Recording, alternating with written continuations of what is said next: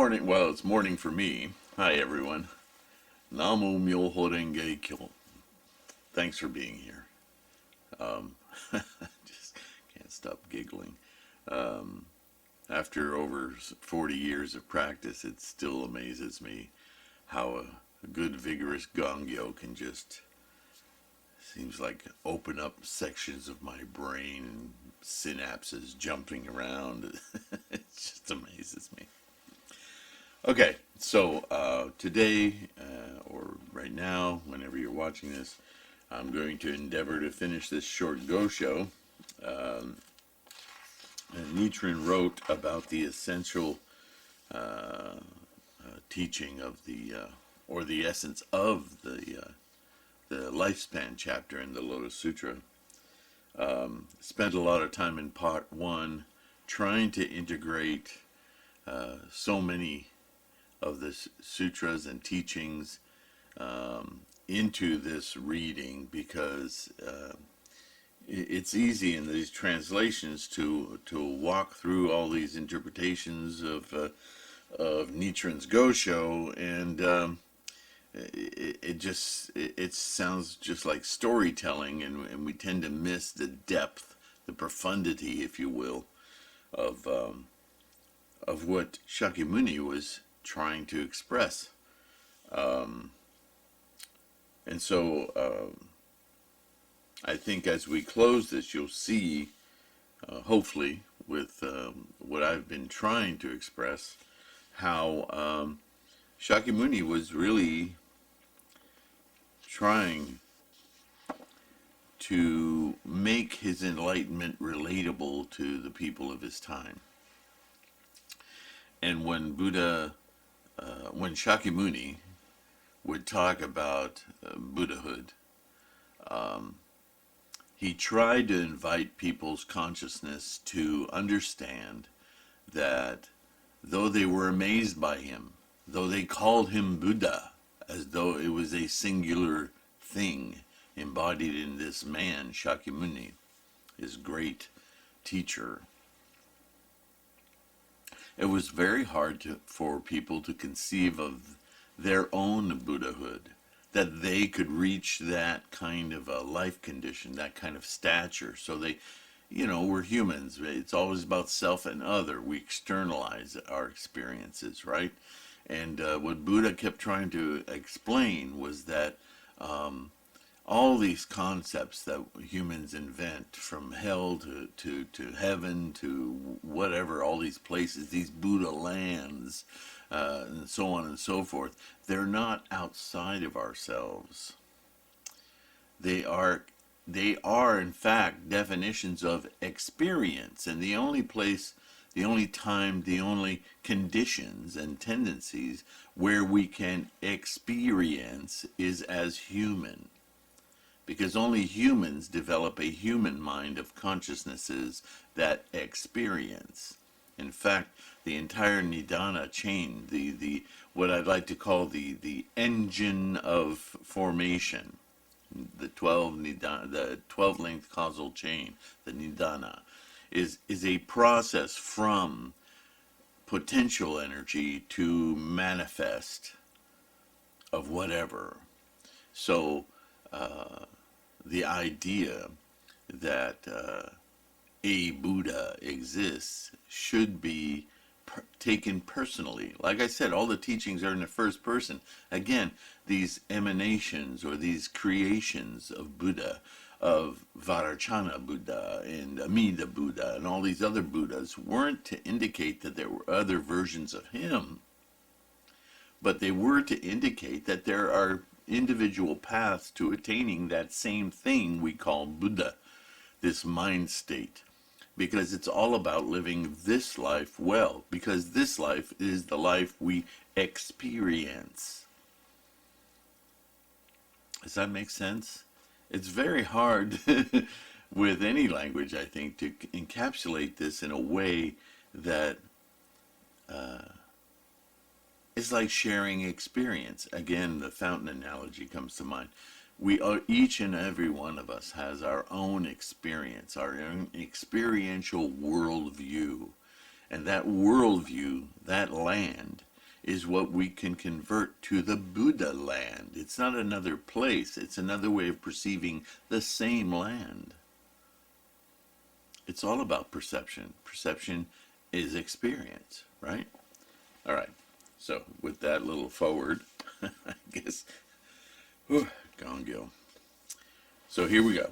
Considered in this light, it is evident that Vajrayana Buddha, depicted in the Flower Garland Sutra as sitting on a lotus pedestal, the 16-foot Shakyamuni, described in the Agama Sutras, and the provisional Buddhas of the correct and equal, wisdom, golden light, Amida, and Vajrayana Sutras are no more than reflections of the Buddha of the lifespan chapter.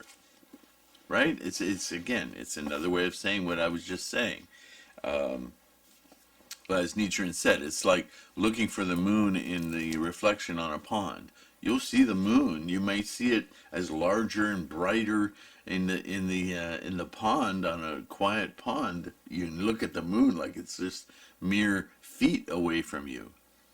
But it is not, in fact, the moon, right?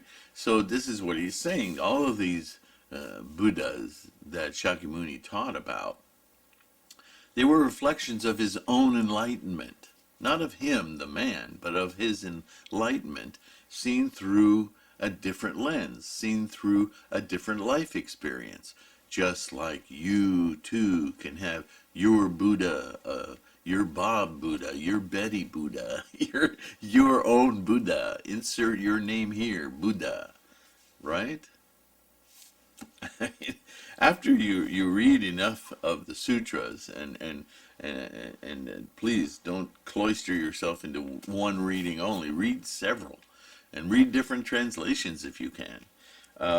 This becomes so evident that it's hard to imagine how someone could miss it. But if you stay to read just one set of stories, it becomes very easy to miss it. Why? Because it's our nature, right? It's our human nature. Buddhism, I'll say it again, it is a philosophy, a way of living life well, to its utmost. To live life with a constant sense of how bewilderingly amazing it is to be in this life, experiencing it. From that point of view, it doesn't mean that we don't continue to trip over chairs and have employment difficulties and so on and so forth. It doesn't mean that sufferings go away in the scope of a real life. It does mean, though, that the real life is only as real as you experience it. So if you experience it through a lens of amazement, all of those things pale in the way they affect your life. You start to see things from an enlightened perspective. You know, it's like when you're in junior high, every little thing that happens to you is cataclysmic, life-ending. My dad's gonna kill me, right? But as we become more mature, we may hang on to some of that rhetoric, but we see through it. We understand, no, he's not actually going to kill me, hopefully. But you see what I'm saying? So from a standpoint of Buddhist awakening, this is the liberation from that suffering, the experience of suffering. Okay. They are like fleeting images of the moon in the sky, mirrored on the surface of the water, held in vessels of varying sizes.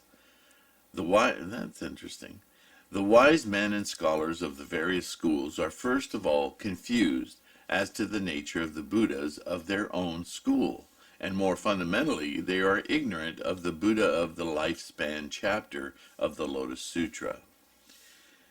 As a result, they mistake the reflection of the moon on the water for the real moon shining in the sky. Some of them enter the water and try to grasp it with their hands, while others try to snare it with a rope.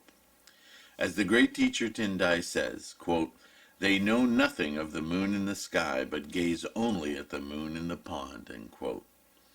He means that those attached to the pre-Lotus Sutra teachings or the theoretical teaching of the Lotus Sutra are not aware of the moon shining in the sky, but see only its reflection in the pond.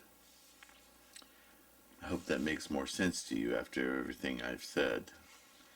If not, please comment. I'll try to correct my own verbalizations as best I can. The Great Canon of Monastic Rules also tells of 500 monkeys who, emerging from the mountains, saw the moon reflected in the water and tried to seize it. However, as it was only a reflection, they fell into the water and drowned. This writing equates the monkeys with Devadatta and the group of the 6 monks. Were it not for the presence of the lifespan chapter among all the teachings of Shakyamuni, they would be like the heavens without the sun and moon, a kingdom without a king, the mountains and seas without treasures, or a person without a heart. This being so, without the lifespan chapter, all the sutras would be meaningless. Grass without roots will die in no time, and a river without a source will not flow far. A child without parents is looked down upon. Namu Myoho Renge Kyo, the heart of the lifespan chapter, is the mother of all Buddhas throughout the 10 directions and the 3 existences. So what is he saying there? The mother of all Buddhas. So the lifespan chapter indicates that you and I are descendants of, or the children, or the recipients of the Dharma. The Dharma being our own Buddha nature, our own well-lived life, our own, you could say, polishing our lenses. We have it innately built within us to experience life in this way, unfettered by obstacles and challenges, in amazement at how wonderful it is to experience this life in every single moment.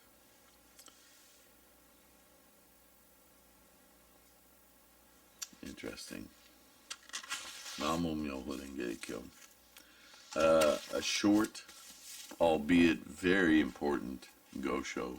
At least it is in my estimation.